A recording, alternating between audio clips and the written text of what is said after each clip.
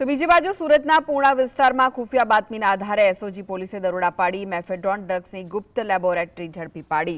3 યુવાનો દ્વારા crystal base MD ડ્રગ્સનું ઉત્પાદન કરવામાં આવતું હતું અને તેનું શહેરમાં વેચાણ કરાતું હતું।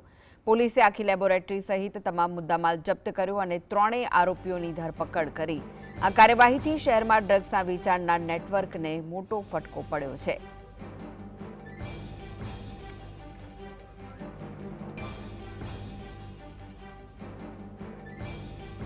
તો વધુ વિગતો માટે જોડાઈ ગયા છે સુરતથી સંવાદદાતા સાહિસ। ડ્રગ્સની લેબોરેટરી ઝડપાઈ છે, શું વિગત છે?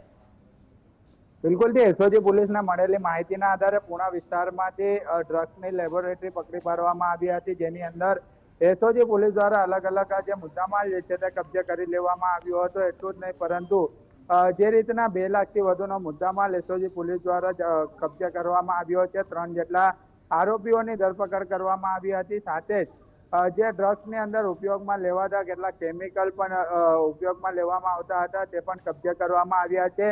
3 આરોપીને પોલીસ દ્વારા પકડી પાડવામાં આવ્યા છે। કેટલા સમયથી ચલાવવામાં આવતું હતું આ રેકોર્ડ, તે તમામ પ્રકારની પૂછપરછ હાલ કરવામાં આવી રહી છે। પરંતુ કૃષ્ણા, સુરત શહેરની અંદર પોલીસ દ્વારા no drugs in Surat city અભિયાન અંતર્ગત એસઓજી પોલીસ દ્વારા અલગ અલગ વિસ્તારોની અંદર કાર્યવાહી કરવામાં આવી રહી છે। મોટી માત્રામાં જે રીતના ડ્રગ્સનો જથ્થો પકડી પાડવામાં આવતો હોય છે ત્યારે એસઓજીના પીઆઈને માહિતી મળી હતી અને તે માહિતીના આધારે એસઓજી ની ટીમ દ્વારા રેડ કરવામાં આવી હતી। જે લેબોરેટરી આવેલી છે ત્યાં પોલીસ દ્વારા રેડ કરવામાં આવી હતી। 3 જેટલા યુવાનોની ધરપકડ કરવામાં આવી છે અને હાલ પોલીસ દ્વારા તપાસ શરૂ કરી દેવામાં આવી છે।